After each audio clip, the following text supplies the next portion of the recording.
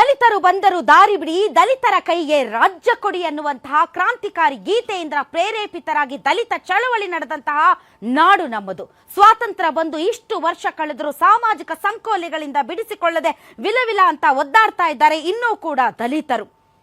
ದಲಿತರ ಮನೆಗಳಿಗೆ ಹಚ್ಚಿದಂತಹ ಬೆಂಕಿಯ ಕಾವು ಇನ್ನೂ ಆರಿಲ್ಲ. ದಲಿತ ಹೆಣ್ಣುಮಕ್ಕಳ ಮೇಲೆ ನಡೆದಂತಹ ಅತ್ಯಾಚಾರದ ಗಾಯ ಇನ್ನೂ ಕೂಡ ಮಾಸಿಲ್ಲ.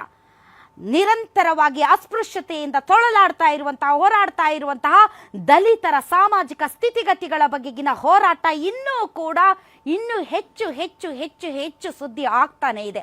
ಅಂಥದ್ರಲ್ಲಿ ಗುಲ್ಬರ್ಗಾದಲ್ಲಿ ಒಂದು ಸ್ಲೋಗನ್ ಇವತ್ತು ರಾಜ್ಯಾದ್ಯಂತ ಚರ್ಚೆ ಆಗ್ತಾ ಇದೆ. ದಲಿತ ಸೇನೆ ಅನ್ನುವಂಥ ಶಾಲನ್ನ ಹೊತ್ಕೊಂಡು ಆಜಾದಿ ಆಜಾದಿ ಆಜಾದಿ ಹಮ್ ಚೀನ್ ಕೆ ಲೇಂಗೆ ಆಜಾದಿ ಅಂತ ಕೂಗ್ತಾ ಇರುವಂತಹ ಘೋಷಣೆಗಳು ಯಾರ ಪರ?